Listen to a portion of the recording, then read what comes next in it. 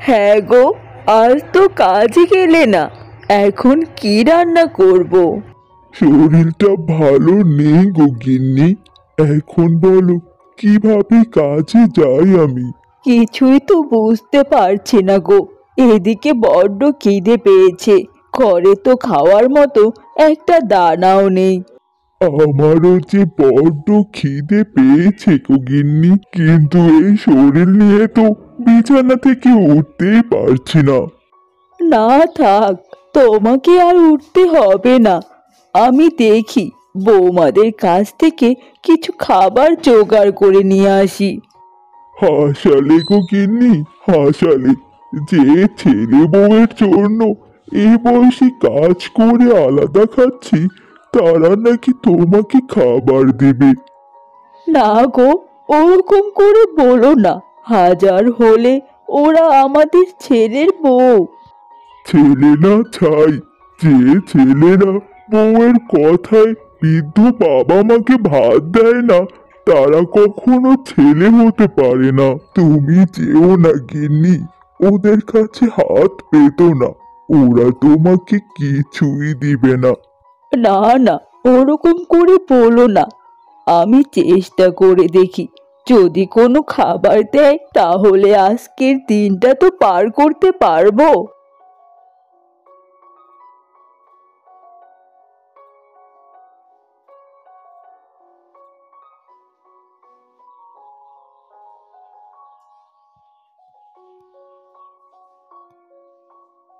বড় বৌমা, আরে ও বড় বৌমা, ঘরে আছো?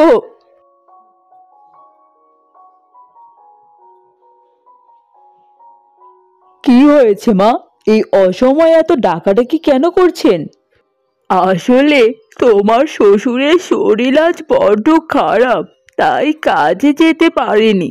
আর আমাদের কিছু রান্নাও হয়নি। যদি কোনো খাবার দিতে তাহলে বড্ড উপকার হতো মা।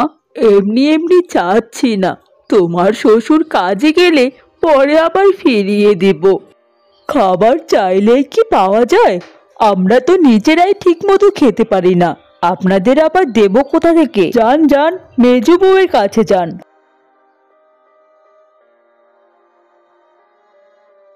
বড় দিদি, তুমি আমাদের বাড়িতে আসতে বলছো কেন? জানো না আমরা কত কষ্টে দিন কাটাচ্ছি। তুমি চাইলে তো ছোট বউয়ের কথাও বলতে পারতে। হ্যাঁ হ্যাঁ, ছোট বউ তো মহারানীর মেয়ে, যে খাবার চাইলেই পাওয়া যায়। মেজ দিদি, তুমি আমার নামটা না নিলেও পারতে। না, এদের কাছে যে পাইনি কখনো, আর পাবও না। যাই, গিয়ে দেখি অন্য কোনো ব্যবস্থা করতে পারি কিনা।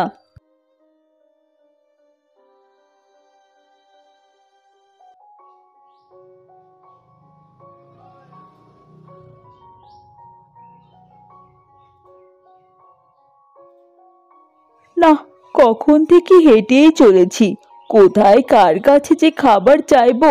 না, এভাবে হেঁটে কোনো কিছু হবে না। এর চেয়ে আমি জঙ্গলে যাই, যদি কোনো ফলমূল পাই।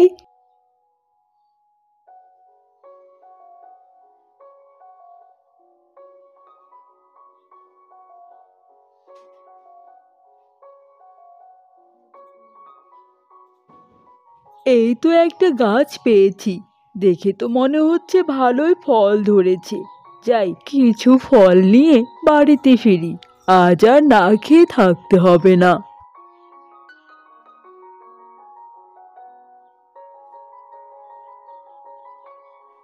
বাহ, অনেক তাজা তাজা সতেজ ফল ধরেছে গাছে। এ কি, এ কি দেখছি আমি?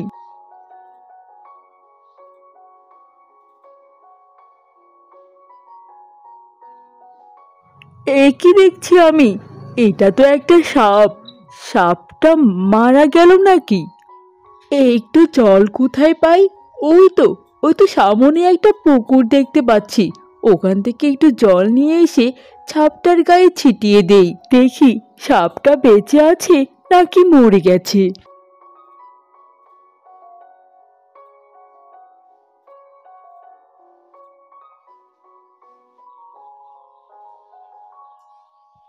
এই তো জল পেয়েছি। এবার যাই, সাপটার মুখে একটু জল ছিটিয়ে দেই।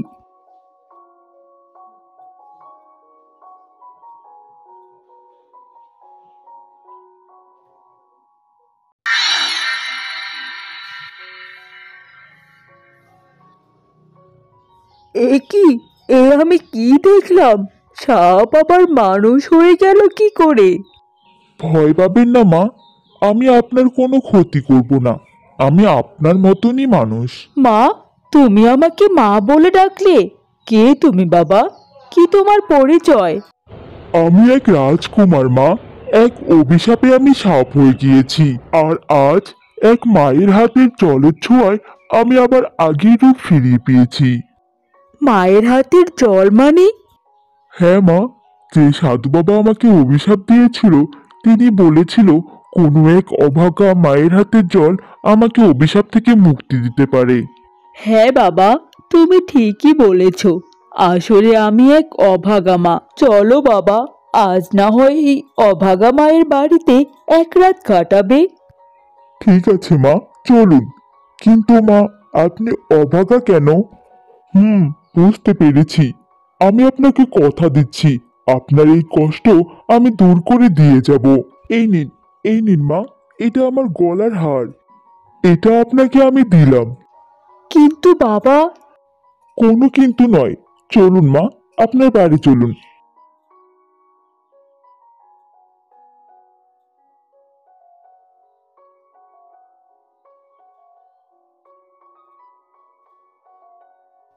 নাও বাবা, খাও।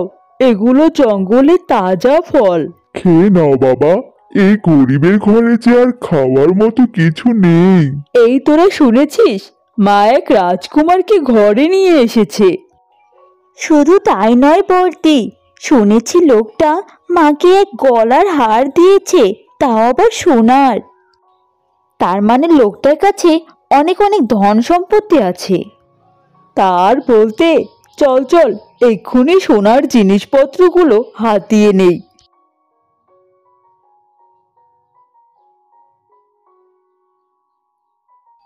মা, আমি আপনার জন্য বড় মাছের মাথা রান্না করে নিয়ে এসেছি। হ্যাঁ মা, আর আমি নিয়ে এসেছি দেশি মুরগির ভুনা। আর আমি বাবার পছন্দের পায়েস নিয়ে এসেছি মা।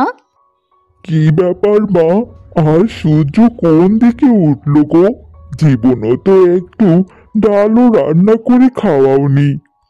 এই তুমি চুপ করো তো। দাও মা, দাও, আমার কাছে দাও। আমি আজ চলে যাচ্ছি, আর আমার বাবা মার ঘরে অনেক সোনাদানা মাটি চাপা দিয়ে রেখে গেলাম। যদি আপনারা তিন বউ আমার বাবা মাকে আদর যত্ন করেন, তাহলে এই সোনাদানা আপনারা পাবেন আমার বাবা মা মারা যাওয়ার পর। তখন আপনারা ওখান থেকে গর্ত করে সোনাদানাগুলো বের করে নেবেন। হ্যাঁ, আমরা মা বাবাকে আদর যত্ন করব। আদর যত্নের কোনো কমতিই রাখবো না। কিন্তু সাবধান, আপনারা যদি বাবা মাকে কষ্ট দেন, তাহলে ওই গর্তের সোনাদানা সব আপনাদের জন্য কাল হয়ে যাবে। এই কথা যেন সবার মনে থাকে। বাবা, মা, এখন আমার যাওয়ার সময় হয়ে গিয়েছে।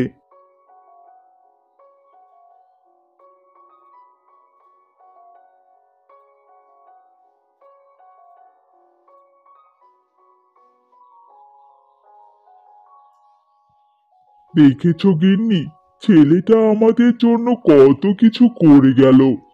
তার বলো না গো, ছেলেটা ছিল বলেই এই বয়সে আমরা শান্তিতে দিন কাটাচ্ছি। না, আমার আর ওই সোনাগুলো নেওয়ার জন্য তর সইছে না। পুরো বুড়ি তো আর মরছেও না, দিন দিন খেয়ে দিয়ে আরো বয়স বাড়াচ্ছে। শোনো দিদি, বাবা মার মৃত্যুর জন্য আর অপেক্ষা করতে হবে না। তাদেরকে চলো ঘর থেকে বের করে সেই সোনাদানাগুলো আমরা ভাগ করে নেই। হ্যাঁ রে ছোট, তুই ঠিক কথাই বলেছিস। আরে না না, ওই বুড়ো বুড়িকে না মারলে সোনাদানা কিছুই পাবো না। তাহলে আজ রাতেই বুড়ো বুড়ির খাবারে বিষ মিশিয়ে মেরে ফেলি, আর কাল সকালে সোনাদানাগুলো বের করে নেব।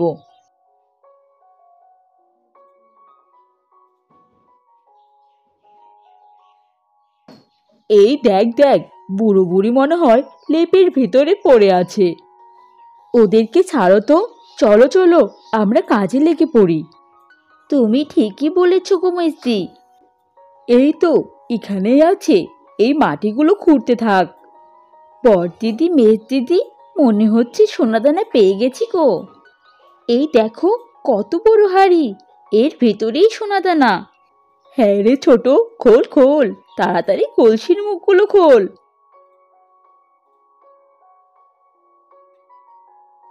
ও মা, এই তো সাপ, সাপ গো সাপ। আ ও মা গো, আ দেখো দেখো, লোভ করার পরিণতি কেমন হয়। আমাদের রাতের খাবারে বিষ মিশিয়ে মারতে চেয়েছিল, এখন নিজেরাই বেশি লোভ করার কারণে সাপের কামড় খেয়ে মরলো। হ্যাঁ গো গিন্নি, ওরা ওদের লোভ করার ফল পেয়েছে। বেশি লোভ করার কারণে আজ ওদের এই দশা। চলো চলো, আমরা আমাদের সেই রাজকুমার ছেলের কাছে যাই। বাবা, মা, তোমরা আজ থেকে আমার সাথে এই রাজপ্রাসাদেই থাকবে।